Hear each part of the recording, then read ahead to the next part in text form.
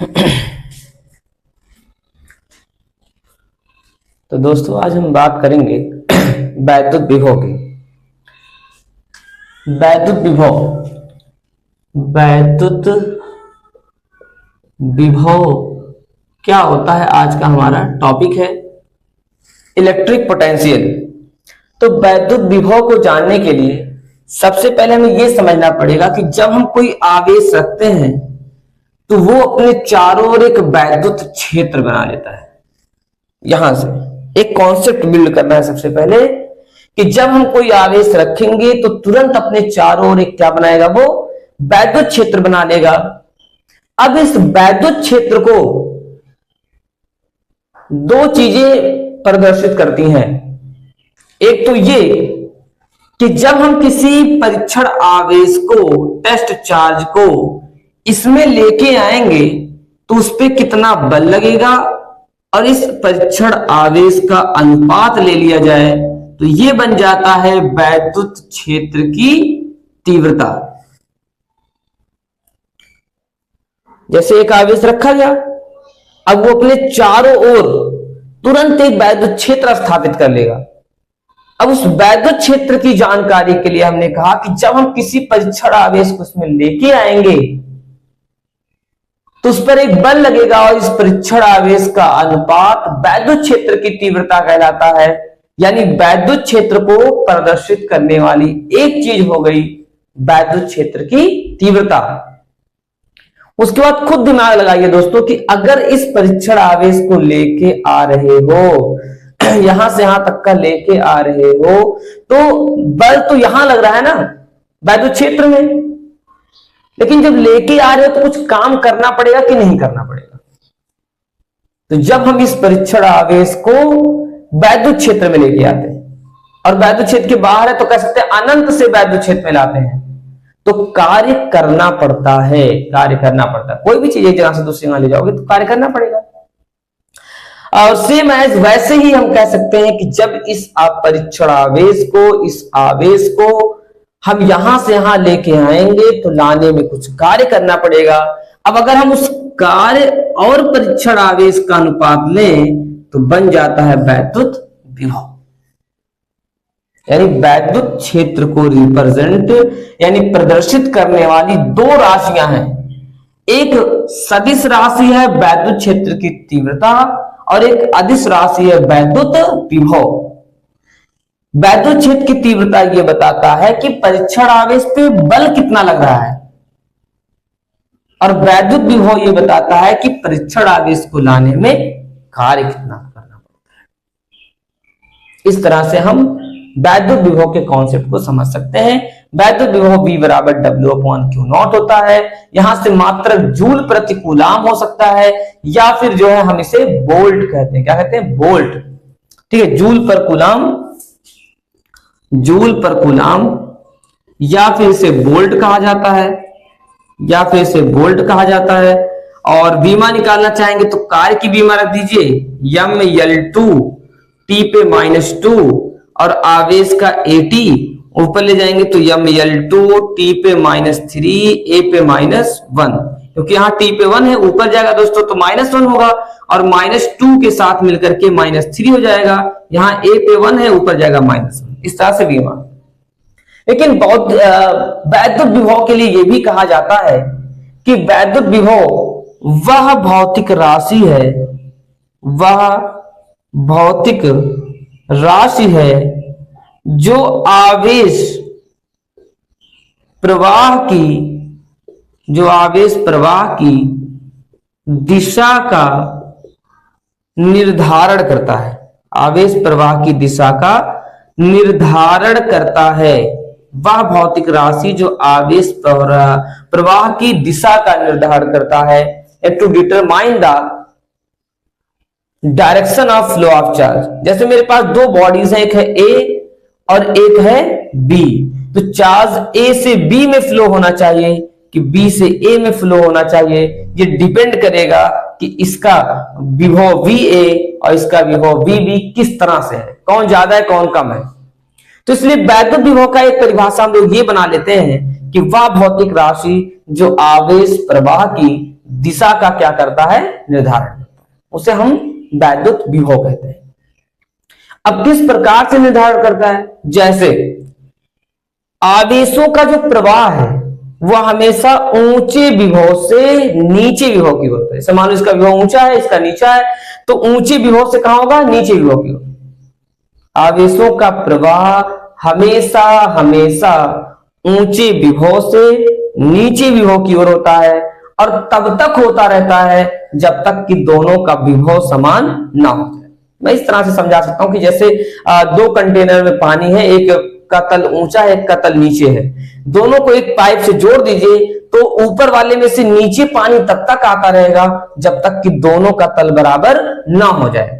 वैसे ही आवेशों का प्रवाह तब तक होता रहता है जब तक कि दोनों का विभव बराबर ना हो जाए।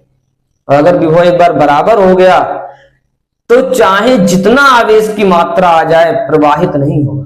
मतलब अगर दो वस्तुओं के बीच विभव का मान समान है, यदि दो वस्तुओं के बीच विभव का मान समान है तो आवेशों का प्रवाह बिल्कुल भी नहीं होगा। तो दोस्तों इस तरह से हम लोग वैद्युत विभव समझ सकते हैं कि वैद्युत क्षेत्र को रिप्रेजेंट करने वाली दो चीजें हैं, एक वैद्युत क्षेत्र की तीव्रता which is a vector quantity और एक electric potential which is a scalar quantity. एक ये बताता है कि कितना बल लगाना पड़ रहा है, एक ये बताता है कि कितना कार्य करना पड़ रहा है। इसलिए बहुत लोग रटा रटा डेफिनेशन ये रटते हैं कि अनंत से किसी धन परीक्षण आवेश को वैद्युत क्षेत्र के किसी बिंदु तक लाने में किया गया कार्य और उस परीक्षण आवेश के अनुपात को, निष्पत्ति को वैद्युत विभव कहते हैं। इस तरह से भी करते हैं। तो ये चाहो तो तुम लोग जो है लिख सकते हो, इसे भी वीडियो रोक करके फिर ये लिख लो कि अनंत से किसी धन परीक्षण आवेश को वैद्युत क्षेत्र में लाने में जो कार्य करना पड़ता है और उस परीक्षण आवेश के अनुपात को, कहीं कहीं निष्पत्ति लिखा है अनुपात की जगह पे, को वैद्युत विभव कहते हैं। लेकिन मैं कह रहा हूं बस ऐसे जानिए कि वैद्युत क्षेत्र को दो लोग रिप्रेजेंट करते हैं, एक तीव्रता और एक विभव। तीव्रता सदिश राशि है, विभव अदिश राशि है और तीव्रता बल को प्रदर्शित करता है जबकि विभव कार्य को प्रदर्शित करता है। और विभव वह भौतिक राशि है जो आवेश प्रवाह की दिशा का क्या करता है, निर्धारण करता है। और आवेशों का प्रवाह हमेशा ऊंचे विभव से नीचे विभव तक होता रहता है और तब तक होता रहता है जब तक कि विभव का मान समान ना हो जाए। विभव को हम लोग जो है वैद्युत क्षेत्र की तीव्रता के साथ भी रिप्रेजेंट करते हैं, यानी negative line integral of electric field intensity called electric potential.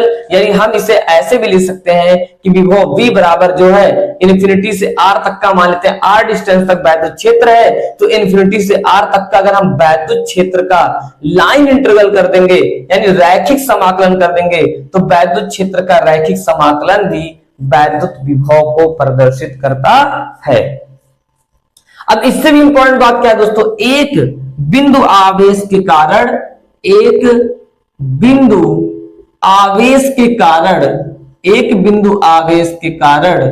वैद्युत विभव का व्यंजक क्या होता है। एक बिंदु आवेश के कारण वैद्युत विभव का व्यंजक क्या होता है। तो देखिए जिसका हमें व्यंजक निकालना है वही लिख दिया करें। हमें विभव चाहिए तो हम जानते हैं, क्या जानते हैं, हम जानते हैं कि वैद्युत विभव V बराबर W/Q0 होता है। अब इस W के बारे में सोचिए, तब हमें मिलेगा W बराबर बल गुणे विस्थापन, बल गुणे विस्थापन। जैसे मान लो कि यहां पर एक आवेश है, ये अपना वैद्युत क्षेत्र बना लिया है, यहाँ एक आवेश है, ये अपना वैद्युत क्षेत्र बना लिया है और इससे x दूरी पर जो है, बहुत दूर x दूरी पर अनंत पर एक परीक्षण आवेश है, तो इसको यहां से यहां तक लाने में कार्य हमें निकालना है। तो ऐसा तो है नहीं कि हम इस आवेश को पकड़े और तुरंत उठा के यहां ले आएंगे, थोड़ा थोड़ा विस्थापन होगा। मान लेते हैं इसे बहुत सूक्ष्म विस्थापन dx दूरी तक पहले विस्थापित किया जाता है। परीक्षण आवेश को सूक्ष्म विस्थापन dx दूरी तक विस्थापित किया जाता है। सूक्ष्म विस्थापन dx दूरी तक विस्थापित किया जाता है, तो dx दूरी तक विस्थापित करने में किया गया कार्य dw, क्योंकि विस्थापन जब बहुत सूक्ष्म है तो कार्य भी बहुत सूक्ष्म हो जाएगा। तो यहां पर कार्य dw बराबर आपका हो जाएगा बल F और विस्थापन माइनस dx। अब फिर एक क्वेश्चन मार्क आपके दिमाग में बनेगा कि यहां पर माइनस कैसे आ गया है, तो माइनस क्यों आ गया, इसके लिए अगर हम लोग ध्यान देंगे तो देखिए यहां पर ये परीक्षण आवेश और ये आवेश दोनों पॉजिटिव हैं, तो दोनों धन आवेशों के बीच में प्रतिकर्षण बल लगेगा और जब हम इसको इधर लेके आएंगे तो हमें प्रतिकर्षण बल के विरुद्ध कार्य करना पड़ेगा। दोस्तों जाने रहिए कि प्रतिकर्षण बल के विरुद्ध जब हमें कार्य करना पड़ता है तब विस्थापन ऋणात्मक हो जाता है, प्रतिकर्षण बल उसके विरुद्ध कार्य तो विस्थापन हो जाएगा ऋणात्मक, इसलिए यहां पर आ गया माइनस। अब कुछ सोचो यहां दो आवेशों के बीच में कौन सा बल लगता है, दो आवेशों के बीच में कौन सा बल लगता है, कूलाम बल Q1 का मान Q, Q2 का मान Q0 और दूरी x²। ये हो गया दो आवेशों के बीच जो बल है वो कूलाम बल होता है और कूलाम के नियमानुसार 1/4πε0 Q1 Q2 बटे r² होता है। इसकी वैल्यू यहां रखेंगे तो dw बराबर 1/4πε0 Q0 बटे x² माइनस आगे लगा दो dx। अब दोस्तों कुल कार्य निकालेंगे, तो जब हम लोग कुल कार्य निकालेंगे यहां से यहां तक लाने में, है ना, इन्फिनिटी से r तक का लाने में कुल कार्य, इन्फिनिटी से r तक लाने में कुल कार्य हम लोग निकालेंगे तो इंटीग्रेशन होगा dw माइनस 1/4πε0 Q0 कांस्टेंट है, नियत है, इसका कोई समाकलन नहीं होगा, हम लोग समाकलन करेंगे इन्फिनिटी से r 1/x² dx का। अब देखिए dw का हो जाएगा w minus 1/4πε0 Q0। dw means एक बहुत छोटा सा काम और इंटीग्रेट कर दे तो पूरा काम आ गया। अब देखो 1/x² का समाकलन माइनस 1/x होता है और यहां इन्फिनिटी से r। दोस्तों इसे समझने का दो तरीका है, चाहो तो रट लो कि 1/x² का माइनस 1/x होता है, या यहां से रफ वर्क करके थोड़ा सा हम लोग समझ लेते हैं कि किस तरह से ये होता है। चलो यहां देख लेते हैं थोड़ा सा रफ वर्क, यहां पे देख लेते हैं। देखो 1/x² है, समाकलन करना है, इसको ऊपर ले जाएंगे तो x पे -2 होगा। अब देखो समाकलन का नियम होता है घात में एक जोड़ो जो घात बने उसी से डिवाइड कर दो। समाकलन का नियम क्या है, घात में एक जोड़ो जो घात बने उसी से डिवाइड कर दो। समाकलन का नियम क्या है, घात में एक जोड़ो जो घात बने उसी से डिवाइड कर दो। तो -2 में 1 जोड़ोगे तो -1 बनेगा, x पे -1 और नीचे -1, तो ये वाले -1 को मैं आगे माइनस लगा के x पे -1 को बटे ऐसे 1/x लिख सकता हूं, क्योंकि ये देखो माइनस पावर है, नीचे गया प्लस हो गया, ऊपर ले जाएंगे फिर से x पे -1, ऊपर ले जाएंगे फिर से x पे -1। और नहीं समझ में आया, फिर से देखो x पे -1 नीचे ले जाएंगे x पे +1, ऊपर ले जाएंगे यही चीज आएगा। इसलिए मैं कह रहा हूं कि x पे -1 को मैं 1/x लिख सकता हूं, x पे -2 को मैं 1/x पे 2 लिख सकता हूं, x पे -3 को मैं 1/x पे 3 लिख सकता हूं। बाकी जो नीचे -1 है उससे आगे माइनस लगा दिया गया और कुछ नहीं। अगर समाकलन समझ में नहीं आता है तो बहुत ज्यादा तो समाकलन वैसे आना चाहिए, इतना फिजिक्स पढ़ो इतना आना चाहिए कि 1/x² का -1/x होगा। इन्फिनिटी से r तक का हमने लिमिट लगा दिया। अब हम करेंगे कैलकुलेशन, तो w बराबर ये माइनस माइनस हो जाएगा प्लस 1/4πε0 Q0 और एक बार अपर लिमिट 1/r माइनस एक बार लोअर लिमिट 1/∞। अब देखते हैं यहाँ पे दोस्तों, यहां देखते हैं हम लोग, ये देखो w इक्वल टू क्या आ गया 1/4πε0 Q0 और ये बचेगा 1/r। क्यों ऐसे, देखो इन्फिनिटी से डिवाइड करेंगे तो ये 0 हो जाएगा, इन्फिनिटी से डिवाइड करेंगे क्या होगा 0, 0 से डिवाइड करने पे अनंत, अनंत से डिवाइड करेंगे तो ये आपका आ गया, मतलब इन्फिनिटी से डिवाइड करने पे 0 और 0 से डिवाइड करने पे आपका आता है ये इन्फिनिटी, और इन्फिनिटी से 0, इन्फिनिटी से 0, 0 से इन्फिनिटी, तो यहाँ इन्फिनिटी है, इससे डिवाइड करेंगे तो क्या आएगा 0 आ जाएगा। तो ये आ गया w। तब विभव क्या होगा, आप देखिए तब विभव v बराबर w/q जो था, w/q था, यहाँ w की जगह पे रखेंगे 1/4πε0 Q0 बटे r और नीचे Q0 से Q0 कट गया, v बराबर 1/4πε0 Q बटे r।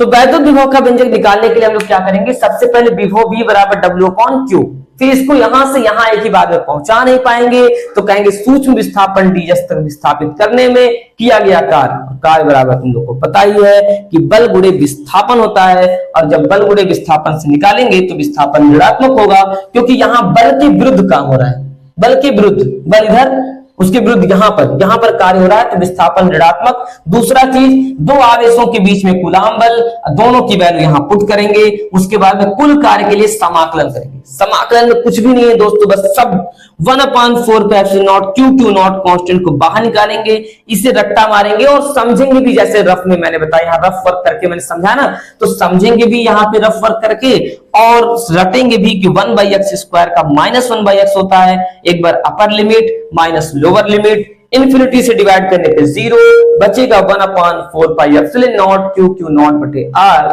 और तब विभव V बराबर W/Q से, विभव V बराबर W/Q से, ये W का मान यहां पे रखेंगे तो W बटे Q नॉट, और ये Q नॉट कटेगा, V बराबर 1/4 पाई एप्सिलॉन नॉट Q बटे R।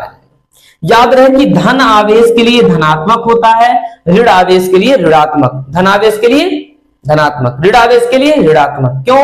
क्योंकि जब यहां पर मैं अगर निगेटिव चार्ज ले लूंगा, यहां निगेटिव, तो दोनों के बीच आकर्षण होगा, जिससे ये विस्थापन धनात्मक हो जाएगा, तब ये जो समाकलन का माइनस है वो बच जाएगा, तो ऋण आवेश के लिए विभव का मान ऋणात्मक आ जाएगा।